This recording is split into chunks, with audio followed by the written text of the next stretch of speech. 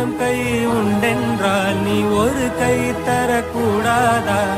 ஈராயிரம் கண் கொண்டாய் உன் ஒரு கண் என்னை பாராதா? உன்னில் சரணடைந்தே